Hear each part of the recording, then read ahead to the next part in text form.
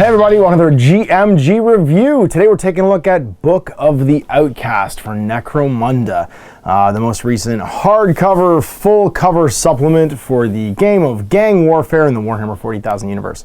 Now this is a supplement, so you do need the core rulebook to play this game, and it was kindly sent to me as a free sample by Games Workshop for you guys to check out today, and coincides with the Outcast gang release and the cool Underhive market. So what do we got here? Well, we've got a fully illustrated, full color, 130-page rulebook for basically playing as the scum of the earth, the, I guess, unhouse aligned or renegade or outcast bad guys, good guys, heroes, ne'er-do-wells, deep in the Underhive of Necromunda. So this is probably one of the most anticipated books, I would say, in this edition of the game, because it is kind of the do-everything, design your own gang, create your own leader, tell your own story book. And for those who are lovers of kit bashing, for that sort of hashtag 28 style 40K gaming, this is the book you've been waiting for, because it has everything.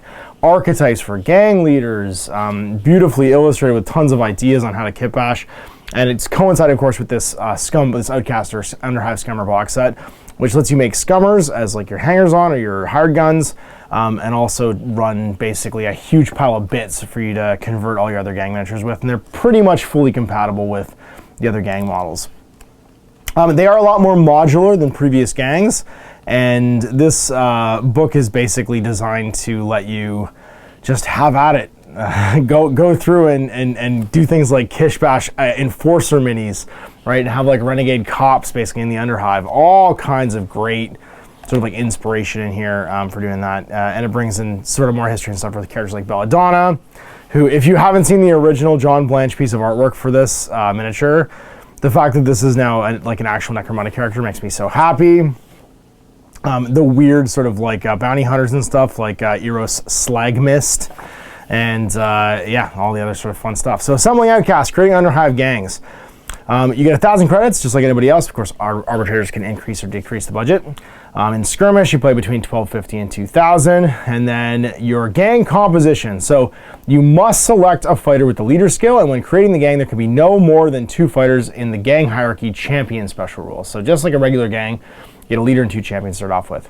Now, during campaign play, there can be 1 fighter with the gang hierarchy champion special rule for every 3 fighters with the gang fighter X special rule. So basically, like your regular gangers allow you to have for every 3 1 champion.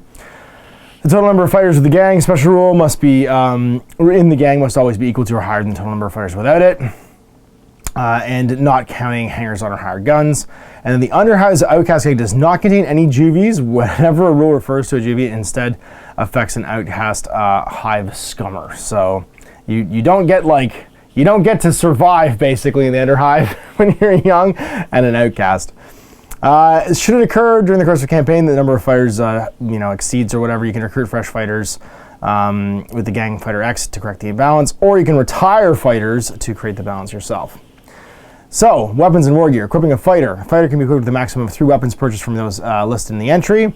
Weapons marked asterisks take up 2 spaces instead of 1. Any fighter may purchase war gear from the listed entry. Weapons marked with a dagger may not be combined together in the same weapon, so like those accessories. If the gang is being founded for campaign play, fighters will be limited to equipment listed in the entry, whereas fighters founded in Skirmish can get items from the trading post and black market. But you agree upon that with the players. New equipment during a campaign.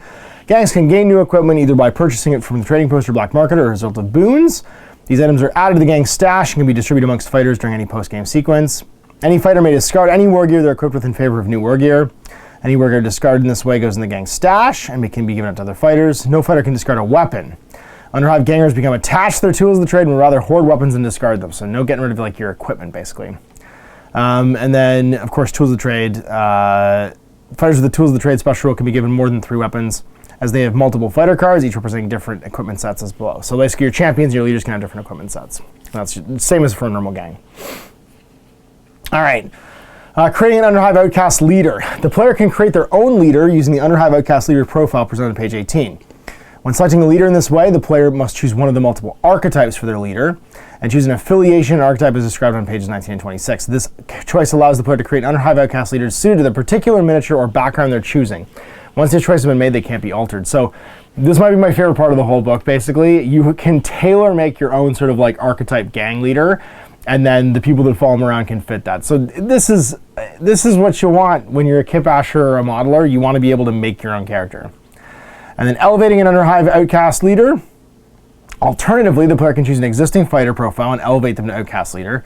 They can come from any Necromunda publication and include, but not limited to, clan house gang leaders, guild, noble, and criminal fighters, dramatis personae, and hangers-on. Once a profile is selected, the player then follows the steps on page 27 to elevate them to leader status, and once a fighter's been elevated, they're considered to be the leader of the gang. So that means that you could basically pick any character you want to lead your Outcast gang.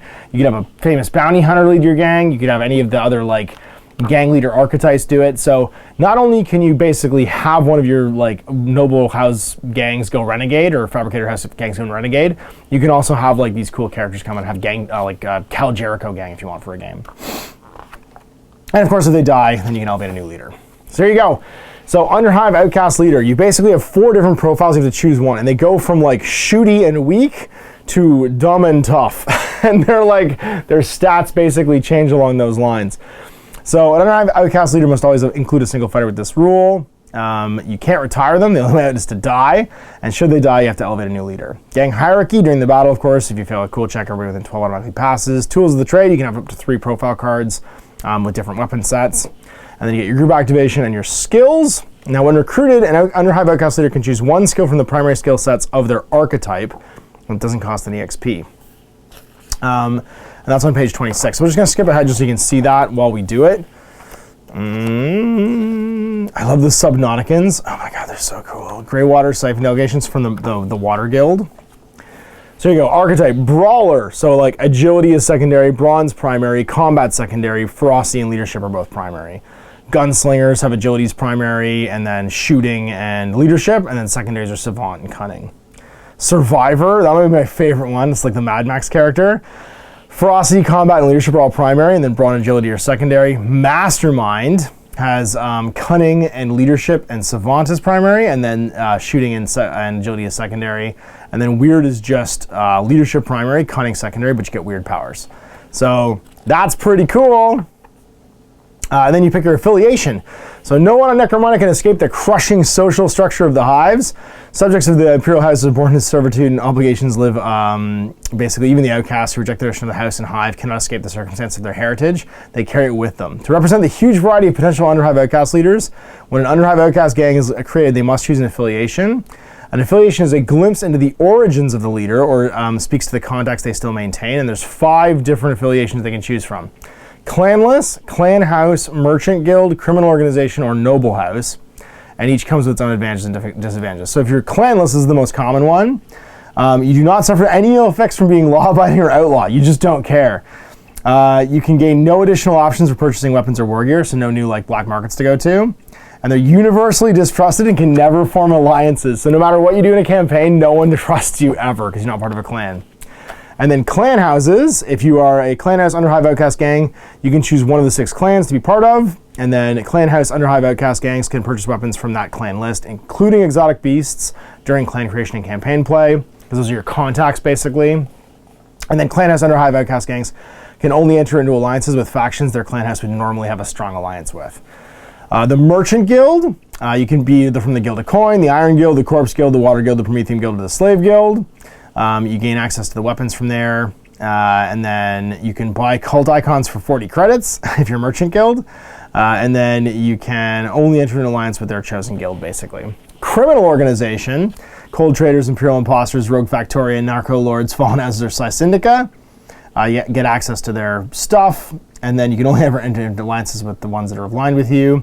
And then same with the noble houses.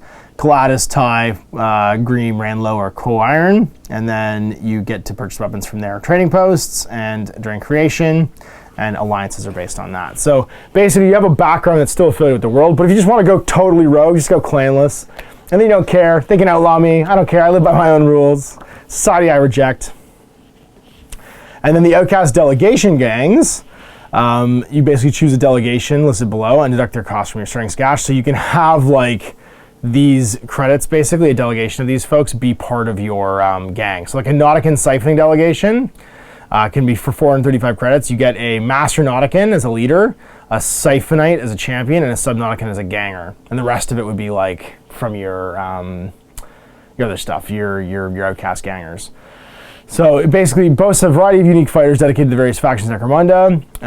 If the player wishes and the campaign arbiter agrees, players can use delegation as the heart of their Underhive Outcast gang. So basically, if you want like to choose an affiliation, you can still pull stuff from those gangs, and usually it means you have to take that leader. House of Iron, the Toll Collectors, the House of Iron, Master of Coin, a Skinflint, and a Groveler. It's so cool. And we already went through the archetypes. And so there you go, you get your gang champion. He always has this profile, so move 5, weapon skill 3+, weapon skill 4+, strength up is 3, 2 wounds, initiative 4, 1 attack, cool 6, leadership 6, cool 7, will and intelligence of 8+. Pretty standard based on your archetypes, and again, you can take an archetype for each one. Lex Rocksaw, he's an Outcast heavy Rust Town regulator. I like him. And then your Hive Scum. There's just 30 credit Hive Scums. They're basically the same as a Scummer that you could hire as a hired gun. So 4+4+, strength up is 3, 1 wound, 4+ initiative, 1 attack, and 8s across the board. Sasha Scarface, Hive Scum from Chozon's Cutters. But tons of different equipment they can take. And these are all represented actually in that box set. And then all of the extra stuff. So from there, that's basically how you make the gang. And then we've got all of these Dramatis Personae printed here. So all of the Outcasts that were previously kind of like their rules were in their blister packs you get from Forge World, I think are in here now. And there's a bunch of different hangers on and stuff too. Like your Slopper, Big Crumb, the Rattling Slopper. He'll feed you. You get hangers on and brutes. So once the gang establishes itself, you can get all kinds of hangers on and brutes. Like Underhive Traders, there's some hangers on, available to any gang. Dome Runners for 20, Ammo Jacks for 50, available to any gang. A Slopper, not a Halfling Slopper, this is Fatty Bogan, Slopper from Bogan's Fine Meats. You gotta wonder if that's human meat, because it most likely is in Necromunda. Some Rogue Docs, I love that miniature. Dr. Arachnos, the Rogue Doc. Does every game need to have a Plague Doctor masked like Spider Doctor? I think it does. I'm pretty sure I have this miniature in whatchamacallit, Riot Quest. And then rules for your brutes. So updating the Ambots and the Jotun, Mr. Bubbles. I do love my Mr. Bubbles. Rules for Outlander terrain. So Watchtowers, the Gunk Tank, the Market. Rules for the Weird Powers, all the different disciplines printed in here. And then I like how they just pepper these in. Ragnir Gunstein, Squat Ammo Jack. So many squats now in this game. And then running an Outlander campaign, out in the Outlands. And I'm not going to get too much into this, but basically it's for running like in the worst parts of Necromunda and doing like a pre-battle sequence for it. What it would be like to fight there, what kind of stuff's in there, and special scenarios for the Outcasts. Like a settlement raid, where you go to rob some poor humies. Market Mayhem, I'm excited to run this one, where you fight in the market. Stealth attack, Gunk Tank, I'm fighting the Gunk Tank. A mining expedition. Yar Umbro might be one of my favorite miniatures as well with that cool mask. The Big Score, and then lots and lots and lots of beautifully painted miniatures as inspiration. Callan Scabs, Grendel Grendelson, Belladonna, all these new plastic Hive Scum. Slave Ogren with Spudjacker and no arm. Bertram Arturos III, Bounty Hunter. Chain Lord with Shock Whip and Chain Axe. Hive Scum with a shotgun. Pit Fighter with a chain glove. I love this Pit Fighter because he's the Chainsaw Warrior. And then just their trading post.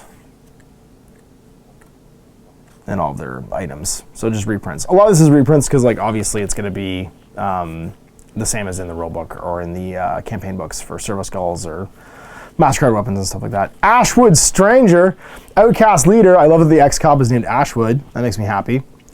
And he's a pretty sweet shooter. I hope they do a miniature for him, actually. And because he has this card, I'm suspecting that they probably will. If they don't already, and I just haven't seen it. And that's it. A look at The Book of Outcasts. Wow, what a great book. If you told me back in the 90s when I was playing Necromunda, like all the time as a young man, that I'd be able to design my own gang someday, this is the kind of stuff that you'd have to like hunt for in things like the Citadel Journal. Necromunda was a vast, like the compiled Necromunda rulebook. I have a couple copies of it actually. It's the big yellow book. It's all of like the Outcast stuff and all of the books. It covered a ton of stuff, but you have so many options now in Necromunda. And the books are being written with so much like reverence for the setting and love for like the history of the planet and stuff. I am very impressed with these expansions. And now it's embracing that kit bashers mentality of make your own gang, make your own stuff, and giving you some rules to do it. So good job, GW. I'm really happy with this book. I'm pumped to make up my own gang. I need a theme. I really want to come back to the Necromunda kit campaign that Chris and I were doing with his my cops, my Assault on Precinct 13 cops, and his whatchamacallits, his the corn guys, the flesh eater guys, the butchers. And yeah, hopefully we'll be able to get to that in the new year. So big thanks for watching. We'll see you for more GMG reviews. Until then, I'm Ash. Happy gaming. Hey there, I hope you enjoyed that video. There are tons of other games already recorded for you to watch. Click over to my channel page if you haven't already, and have a look through the dozens of playlists full of videos. I guarantee you'll discover a game you haven't seen played before. I put out new videos 7 days a week, and every day is themed to a different genre as I continue to explore the wider world of gaming. Of course, none of that's possible without you, the viewer, so click a like and subscribe if you'd like to stay on top of what's happening here daily.